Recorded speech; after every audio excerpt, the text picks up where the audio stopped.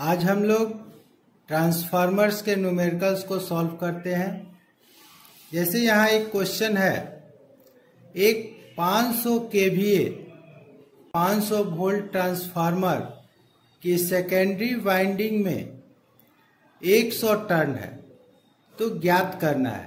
पहला primary turn, दूसरा EMF प्रति टर्न और थर्ड ज्ञात करना है सेकेंडरी करंट।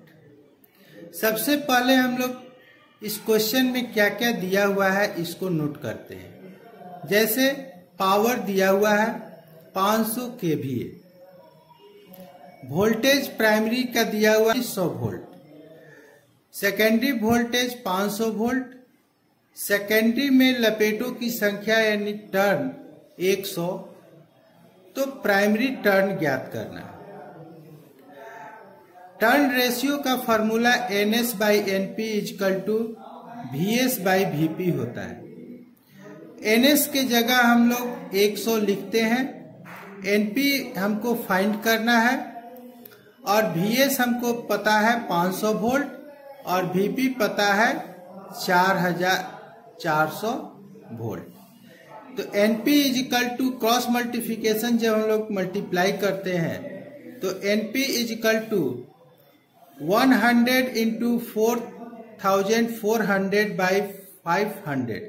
जब इसको सॉल्व करते हैं तो हम लोग का आता है 880 टर्न। प्राइमरी टर्न हमको ज्ञात हो चुका। अब हम लोग को सेकेंडरी करंट ज्ञात करना है। सेकेंडरी करंट ज्ञात करने के लिए हम लोग डायरेक्ट फार्मूला P बराबर V इंटू आई के हिसाब से ज्ञात करते हैं। तो यहाँ I को अगर बाहर निकालते हैं IP यानी प्राइमरी करंट, तो प्राइमरी करंट निकालने के लिए हम लोग लिखेंगे P बाई VP। पावर दिया हुआ है हम लोग का 5000 केवीए और वोल्टेज है 4400। जब इसको हम लोग सॉल्व किए हमारा करंट 113.63 एम्पियर। इसी तरह हम लोग सेकेंडरी करंट भी निकाल सकते हैं। पावर चूंकि ट्रांसफार्मर में प्राइमरी और सेकेंडरी दोनों में एक समान रहता है, इसलिए सेकेंडरी करंट निकालने के लिए वोल्टेज 500 से हम लोग डिवाइड करते हैं। तो 500 केवीए बाई 500 वोल्ट। जब इसको हम लोग कट करते हैं तो पाए हम लोग 1000 एम्पियर। अब हम लोग को ज्ञात करना है कि प्रति टर्न वोल्टेज हम लोग का कितना है। तो NS equal to by NP equal to VS by VP। तो यहां हम लोग क्या करेंगे, VS का निकालें तो VS हो गया 500 वोल्ट और NS है हम लोग का 100, तो इसको काटे तो आ गया 5 वोल्ट, यानी प्रति टर्न वोल्टेज जो होगा इस कॉइल का वो होगा 5 वोल्ट। अब हम लोग दूसरे क्वेश्चन को देखते हैं। इसमें लिखा हुआ है क्वेश्चन में एक 2000/200 वोल्ट 20 केवीए ट्रांसफार्मर की सेकेंडरी में 66 टर्न है। प्राइमरी साइड पर टर्न संख्या ज्ञात करना है। हम लोग सबसे पहले देखते हैं कि हमको पावर दिया हुआ है 20 KVA, primary voltage 2000 volt, secondary voltage 200 volt, secondary लपेटों की संख्या 66, प्राइमरी लपेट की संख्या ज्ञात करना है। टर्न रेशियो का फॉर्मूला यहाँ रखेंगे NS by NP equal to VS by VP। NS के जगह पर NS का वैल्यू रख देंगे। अब तो NS का वैल्यू है 66 by NP equal to 200 by 2000। तो NP को अगर हमको बाहर निकालना है तो NP इजकल टू हो जाएगा 2000 इंटू 66 बाई 200। जब इसको हम लोग कट किए तो हमको मिला 10 इंटू 66 अर्थात 660 लपेट का संख्या हुआ हम लोग का प्राइमरी में NP 660।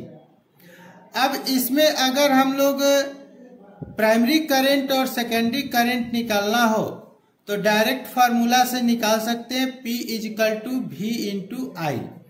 तो यहाँ IP निकालेंगे तो पावर तो सबका सेम रहता है दोनों कॉइल का, तो पावर हो गया हमको 20 kVA। और प्राइमरी के लिए निकाल रहे हैं तो VP हो गया हम लोग का 2000 वोल्ट। जब इसको काटे तो आ गया 10 एम्पियर। इसी तरह सेकेंडरी करंट अगर निकालना होगा तो P/VS, तो P हो गया हम लोग का